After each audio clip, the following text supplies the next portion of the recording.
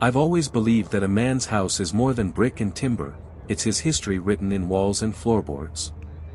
Every scuff on the wood, every nail hammered into the frame carries a story. That's why, when I woke up that morning and walked through the hallway, I felt both proud and weary. The photographs of my late wife still lined the mantel, my son's childhood drawings still tucked in the back of the closet. 40 years of life lived within those walls. To me, it wasn't just a house, it was proof that I'd done something right in this world. But that night, as I sat at the kitchen table sipping my coffee, the place didn't feel like a refuge anymore. The air was heavy, the silence uneasy, as if the house itself knew it was about to be challenged. My son sat across from me, his tie loosened, his shoulders tense. He didn't waste time on small talk. "Dad," he said, tapping the table with his finger, "it's time to think ahead. You're nearly 60. Don't you think it would be smarter to put the house in my name? You wouldn't have to worry about bills or repairs. I'd handle everything." His words were calm, but there was an edge in them, something colder than mere concern. I studied his face, the boy I had once carried on my shoulders was gone. In his place sat a man who looked at me not as his father, but as an obstacle.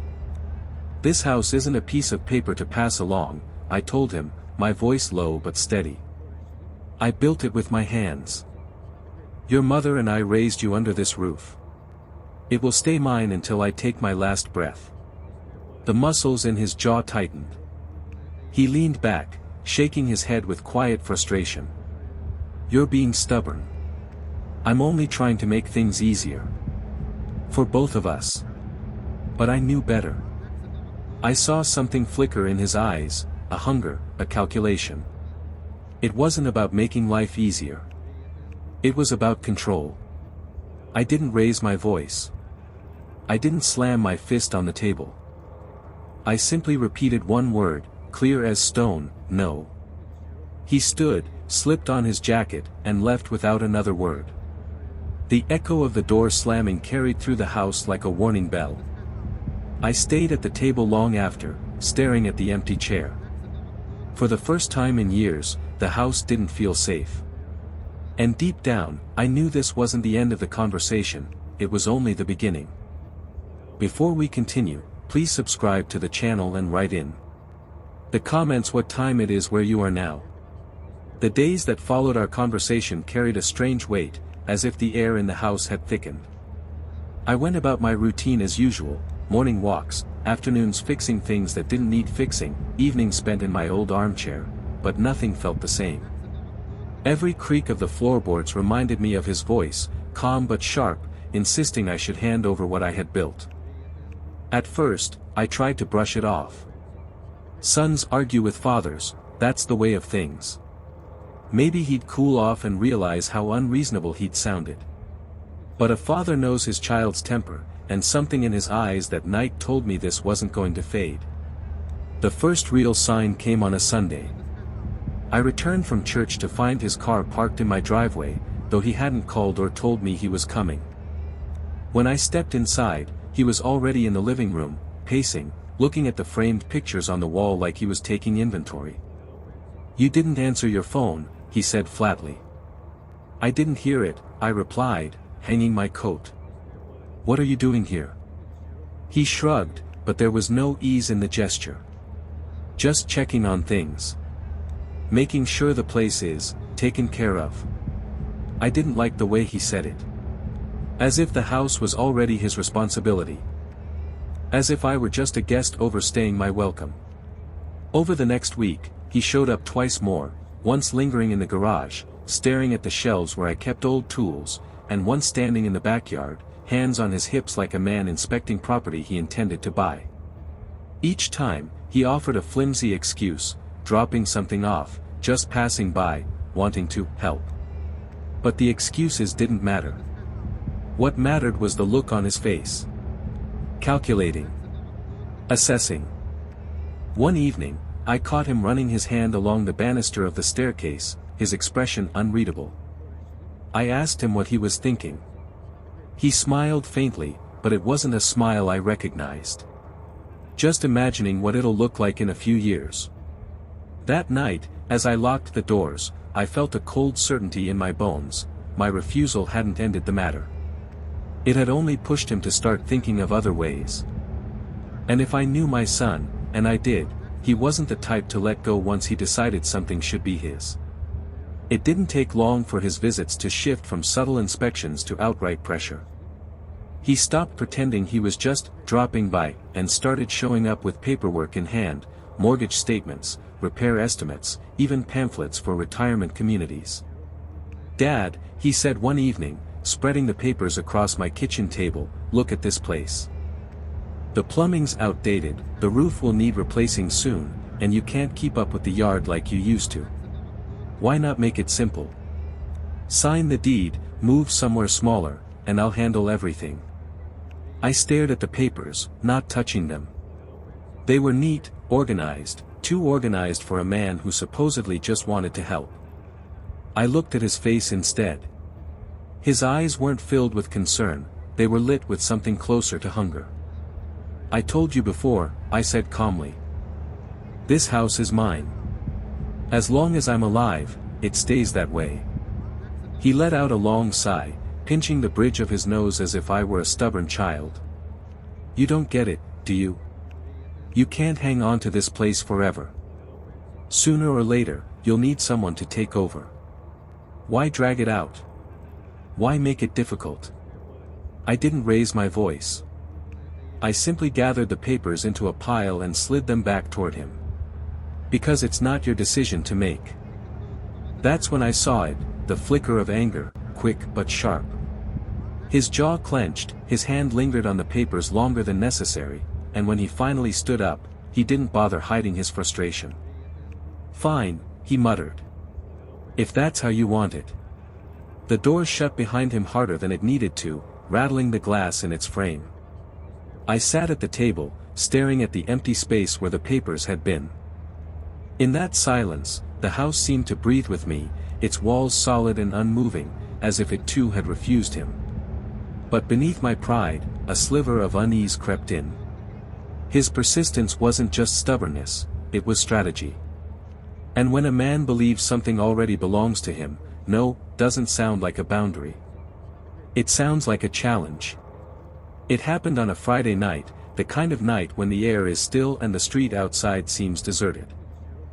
I was sitting in my armchair, dozing with the television humming in the background, when I heard it, a faint rattle at the back door, followed by the soft scrape of metal against metal. At first I thought it was the wind. But then I heard it again, deliberate this time. I moved quietly, my heart pounding like it hadn't in years. I reached the kitchen just in time to see the knob turn. My son stepped inside, thinking the house was empty, his shoulders squared with determination. He froze when he saw me standing there. "Dad," he said, too quickly. "I didn't know you were still up." "Really?" I asked, my voice steady despite the storm raging inside me. "And you thought you'd just let yourself in?" He held up a key, one I hadn't given him. "You gave me this years ago, remember? I thought, maybe it's time I start taking care of things around here." But the way he said it, the way his eyes darted around the kitchen like a man measuring walls, told me the truth. He wasn't here to help. He was here to stake a claim. I walked closer, slow and deliberate, until the silence between us was tighter than a wire. "This house is mine," I said firmly. "You don't walk in without asking. Not now, not ever." For a moment, I thought he might argue, but instead he slipped the key back into his pocket and gave a thin smile. "You're overreacting. I was just checking on you." Then he left, as quietly as he had come. The door clicked shut, leaving the house heavy with tension. That night I couldn't sleep. I sat at the kitchen table, staring at the wood grain under the dim light, thinking about the key he had no right to use, the tone in his voice, the hunger in his eyes. This wasn't a son looking after his father. This was a man circling property he already believed was his. And in that moment, I knew one thing with absolute certainty: the battle over this house had only just begun. After the night of the break-in, everything changed between us. My son no longer bothered to hide his intentions. He called often, not to ask how I was, but to press me, to wear me down. "Dad," he'd say, his tone clipped, "this place is too much for you. You can't handle it. Stop being stubborn and just sign the papers. Think of how much easier things would be." Each time, I gave the same answer, no. And each time, the silence on the other end grew colder, longer, heavier. One Saturday afternoon, he came by unannounced. He didn't knock, just walked straight in, as though the house already belonged to him. He stood in the living room, arms crossed, scanning the walls like a man surveying his prize. "Do you even realize what you're sitting on?" he asked, gesturing around. "This house could be worth a fortune if you sold it. You could move into a nice little condo, live comfortably, and I could handle everything else. Isn't that better than rattling around in this old place by yourself?" I stood my ground, leaning against the doorway. "Better for who? You? Or me?" His jaw tightened. He stepped closer, lowering his voice. "Dad, stop making this harder than it needs to be. One way or another, this house will be mine. Why not make it easy?" That was the moment the line was drawn. Not in pencil, not in suggestion, but carved deep in the floorboards of that room. He wasn't asking anymore, he was warning me. I looked him straight in the eye, my voice steady as stone. "The day I give you this house is the day they carry me out in a box. Until then, it's mine. And you do well to remember that." He glared at me for a long moment, then turned sharply and left without another word. The slam of the door rattled the glass in its frame. When the silence returned, I sat back in my chair, my heart steady despite the confrontation. I knew what he was capable of now. And I knew this wasn't the end. It was only the calm before the storm. The storm broke sooner than I expected. It was a Tuesday morning when I returned from the grocery store to find a notice taped to my front door. Bold letters at the top screamed, "Notice of transfer of ownership." My son's name was listed below, along with a date and a set of legal jargon meant to look official. For a moment, I just stood there staring, the paper trembling in my hand. My groceries spilled at my feet, bread rolling onto the porch, apples tumbling across the steps, but I barely noticed. Inside, I found him waiting in the living room, his posture stiff, his expression triumphant. "Dad," he said coolly, "I told you this would happen. I've already filed the paperwork. The house is mine now. You can either move out peacefully, or..." He didn't finish the sentence. He didn't have to. I felt a strange calm settle over me. Not fear, not anger, something colder. He had crossed the line I thought even he wouldn't dare to. "You forged this," I said, my voice steady. "That paper means nothing." He smirked. "It'll mean something once I push it through the right channels. I know people. I can make this stick." I looked around the room, the photographs of my wife, the worn rug she loved, the old armchair where I'd spent years of evenings. The thought of losing it all cut deep, but the deeper cut came from the man standing in front of me, my son, the boy I had raised, now ready to steal from me without a flicker of shame. "Finally," I said, "you may think you've won. But you don't know me as well as you think." He laughed under his breath, gathered his briefcase, and walked out, leaving the door wide open behind him. I picked up the notice again, the forged signatures and fake seals glaring up at me. My son believed he had taken the house. He believed he had beaten me. But what he didn't realize was that this house wasn't just walls and deeds. It was mine in ways he could never understand, and soon enough, he would regret ever trying to claim it. The morning after he tried his so-called takeover, I walked into my lawyer's office with the forged notice folded neatly in my pocket. The place smelled of old paper and ink, a scent that always reminded me of order and rules, things my son thought he could twist to his liking. My lawyer, a sharp-eyed man who had handled my affairs for years, looked over the document and scoffed. "This is sloppy. Whoever drafted it knows just enough to make it look scary, but not enough to make it legal. Don't worry, we'll turn this against him. He explained what I already suspected: my son had no claim. The deed was still in my name, the taxes all paid, the signatures on the paper laughably forged. But the beauty of it was that now we had proof of intent, evidence of what my son was willing to do. Within hours, formal filings were in motion. We submitted a statement contesting the fraudulent notice, along with copies of the original deed and my payment records. My lawyer also advised drafting a restraining order to keep my son from entering the property again. This isn't just about protecting your house anymore, he said. It's about protecting you. I left the office feeling steadier than I had in weeks. The fear that had gripped me when I first saw that notice was gone, replaced by something sharper: resolve. My son thought he had cornered me, but all he'd done was hand me the very weapon I needed to fight back. That evening, as I sat on the porch, I saw him pull up in his car. He strode toward the house, confidence written in every step, until he noticed the official notice posted on the door. He froze, reading the words: pending investigation of fraud. Access restricted by court order. I watched from my chair, silent, as his face drained of color.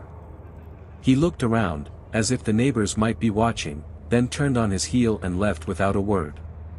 For the first time in this whole ordeal, I allowed myself a small smile.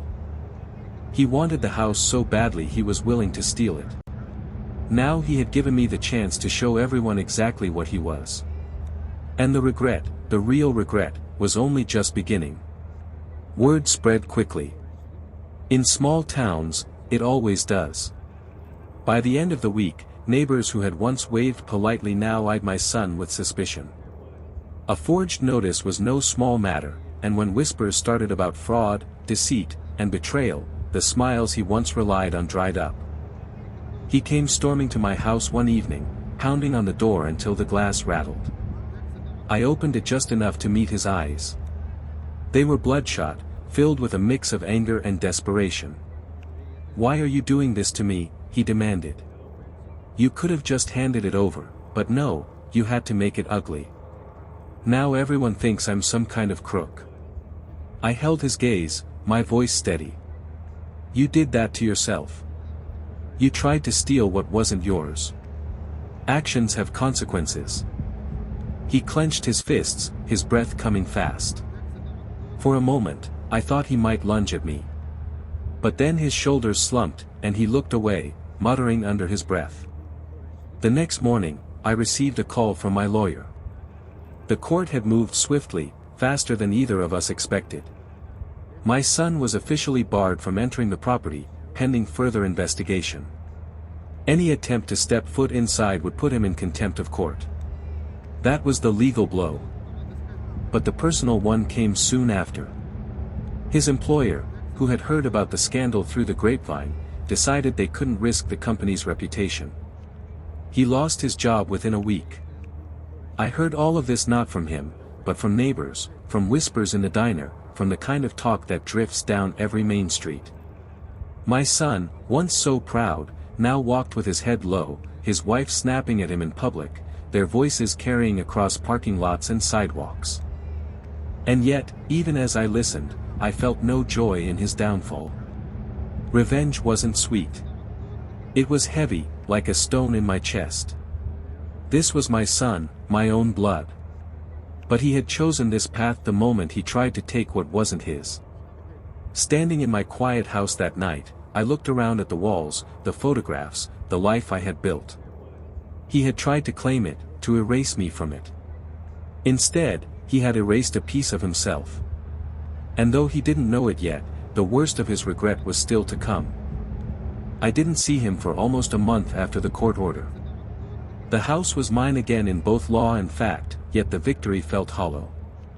Every creak of the floorboards reminded me of the silence between us, the gulf he had carved with his own hands. Then one evening, there was a timid knock at the door, not the pounding rage from before, but something softer, hesitant. I opened it to find my son standing there, shoulders hunched, eyes sunken, clothes wrinkled like he'd been sleeping in them. "Dad," he said quietly. His voice cracked. I messed up. I let him stand there in the cold for a long moment before stepping aside. He shuffled in, looking smaller than I'd ever seen him. He didn't sit until I motioned to the chair across from me, the same chair where he'd once demanded I sign the deed. For a while, neither of us spoke. He kept staring at his hands, twisting them together. Finally, he whispered, "I lost my job. People don't trust me anymore. Even your grandchildren, they hear things. They look at me different. I thought I was doing the right thing, preparing for the future. But I was wrong. I was greedy. And now I've got nothing." I studied him, the boy I had raised, the man who had betrayed me.